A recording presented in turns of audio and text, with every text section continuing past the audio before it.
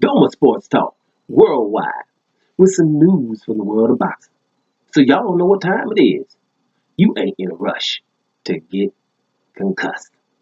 Now, got some good news or news from the heavyweight division. You know, the biggest story in the heavyweights right now is the Wilder versus Fury fight, that rematch that Fury dominated, right? That's the big news.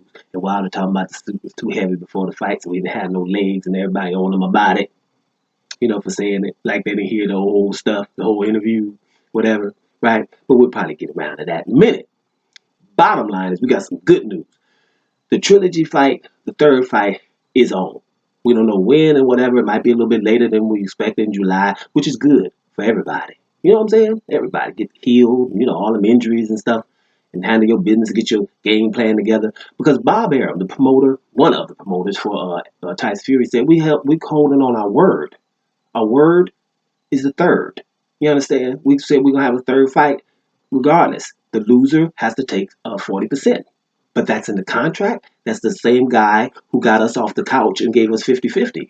So we're not going to just turn on him because he had a bad showing. No, we call that integrity on planet Earth, right? We call that integrity. So some people don't have that, and I'm for this guy, and we're happy that the one guy lost. So throw everything over the border, overboard. You know what I mean?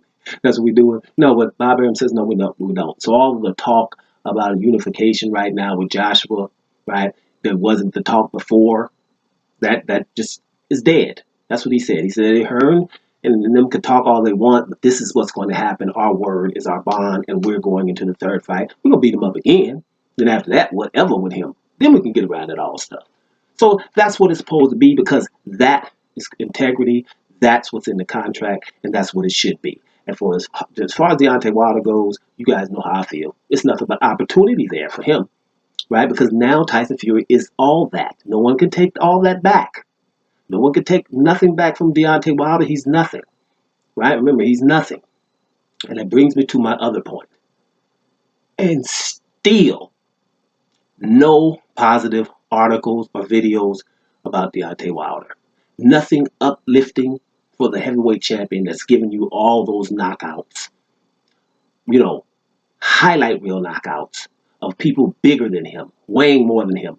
Nothing positive and uplifting from his people. Now, let's make sure this is clear. If you're an Anthony Joshua fanatic, right, you ain't supposed to be giving no condolences to Deontay Wilder. You're supposed to be on it because you was an ass before. So why are you supposed to unass now? You're going to continue to be an ass. People didn't like Joshua. I was happy when Joshua lost, right?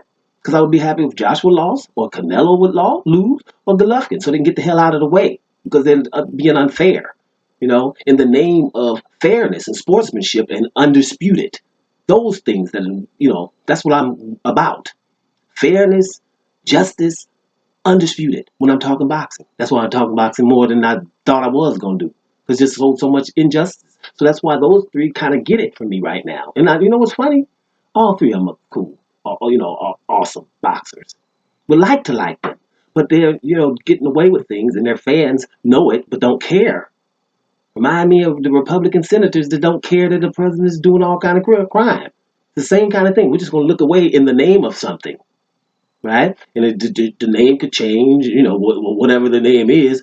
Their racist entitlement, nationalism, tribalism, whatever it is. But it's like, we ain't going to be fair. Right? That's the bottom line. We don't care what's up. We ain't being fair. So that right now, for me, with Deontay Wilder and those positive articles that are not there, there's nothing uplifting. You can look at the people who's going to say something, the so-called black channels, which is no such thing. People that's talking about, what's right or what's unjust in boxing. And in boxing, you just will land, especially in America with the BTBG, you will land to the fact that, wait, I'm talking about black people and all, and black boxers not being fair. Start from the murderers row up until now. Things are just, they just will ignore them. The middleweight division with Charlo and Andre, they're champions, and the other guys don't have to fight them, but are still considered to be better. Those are just blatant things, that people will call out if they have integrity or understand what's going on. And the Deontay Wilder-Tyson Fury fight was a little bit more than that. You know what I'm saying? Because like I told you before, we were going for, they were booing the national anthem. They were, booing the American, right? The smaller guy, way smaller, less experienced, right? And they're booing him, right? No one's uplifting him now. All you hear, I've seen all of it. That's why I waited a couple of days. I ain't gonna say nothing. I'm gonna just see, so I can just know what's gonna go on. No one saying, "Hey, champ, get it back together, homie." You know, I'm talking about on TV, mainstream media. I ain't talking about the brothers. The brothers is, they got his back.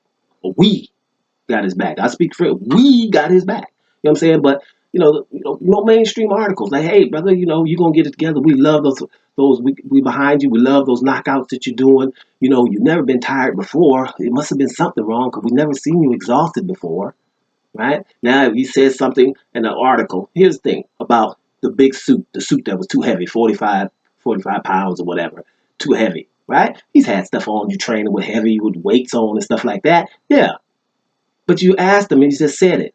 Now, everybody that knows about that quote probably knows what he said in the whole article, but won't say it, right? They won't say that he said, man, this is my fault. All of this is on me. He says that in the same interviews that he said about the suit that was too heavy. That's on me. I am not making excuses here. Only thing that I didn't like about what Deontay Wilder has done is firing that trainer, Mark Breeden, right? And I'm hoping that, cooler heads will prevail. But, wanting to go out on your shield when you don't have any legs, and we might not be talking about no other fight.